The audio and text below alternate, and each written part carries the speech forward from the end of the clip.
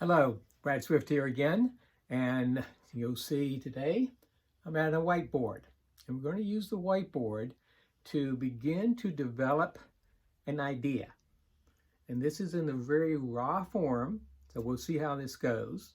But remember, all books start with an idea, or a series of ideas, or an accumulation of ideas. It doesn't have to be one, but it all comes from an idea.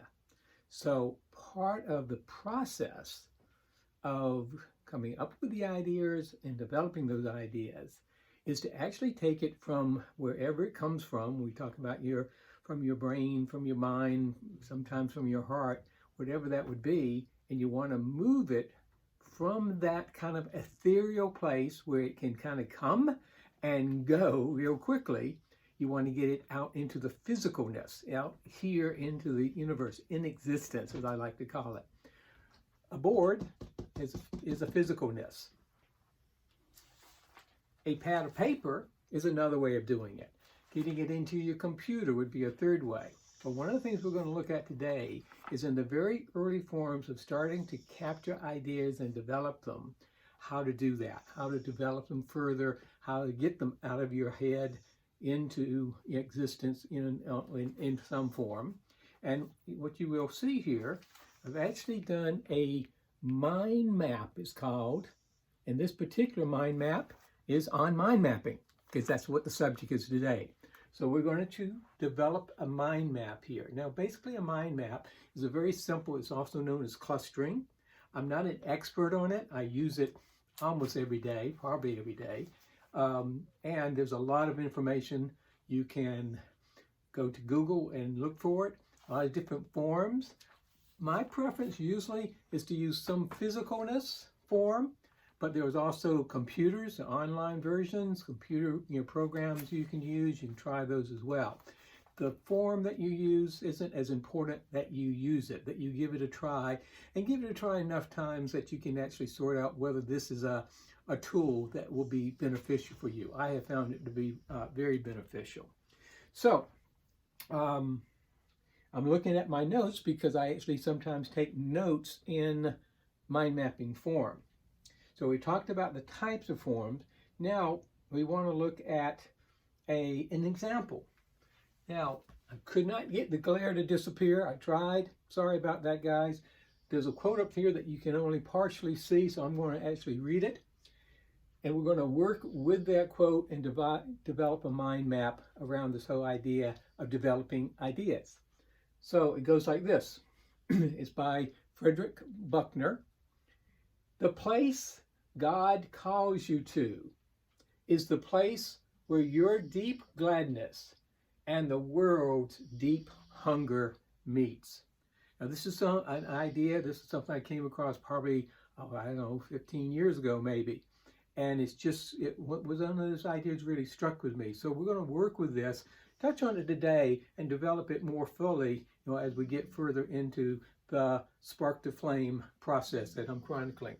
Okay, so we're going to work with that, and you start a mind map, very simple. You start in the center, more or less, with something that you want to develop. So we're going to say just a new idea. And you can circle it. I like to kind of get creative with my circles. So we're going to develop a new idea, and we're going to kind of keep in mind this whole thing about the place God calls you to is a place your deep gladness and the world's deep hunger meets. So what do we mean by deep gladness? Well, I'm going to suggest that deep gladness,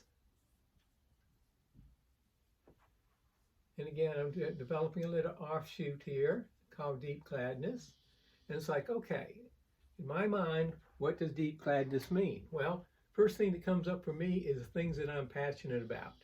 So I write in passion. Other things that could be deep gladness is things that I'm curious about. Oops.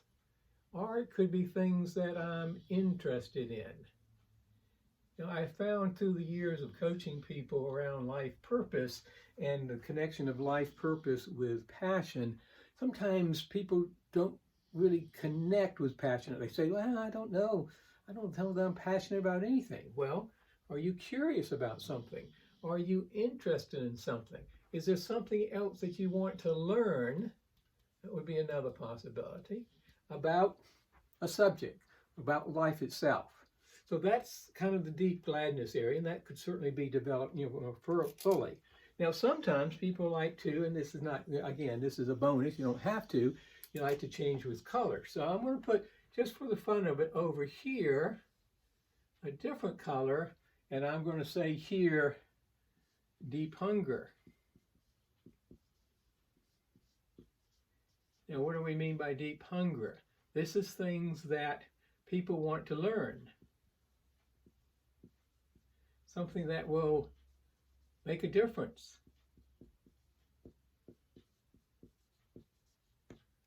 It might be something that entertains them.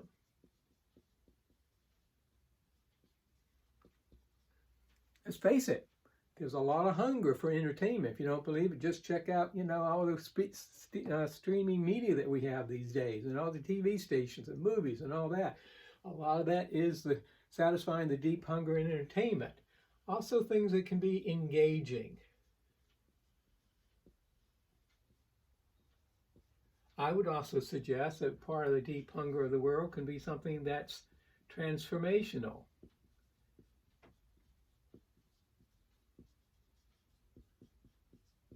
And that kind of feeds in closely with making a difference. So again, that's something that could be further developed.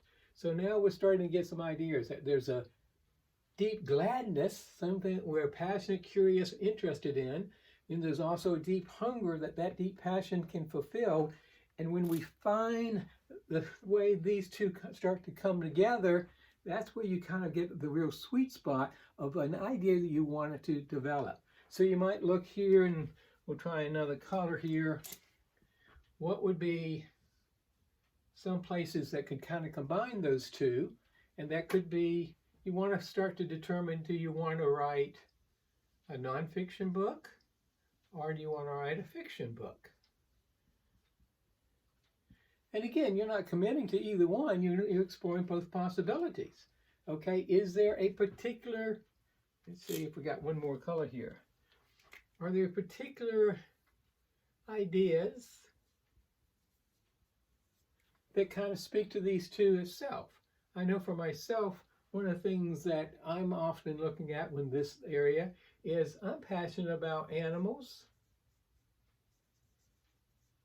and nature, and this marker is running out. Okay, so we're going to switch over to another marker just for the fun of it.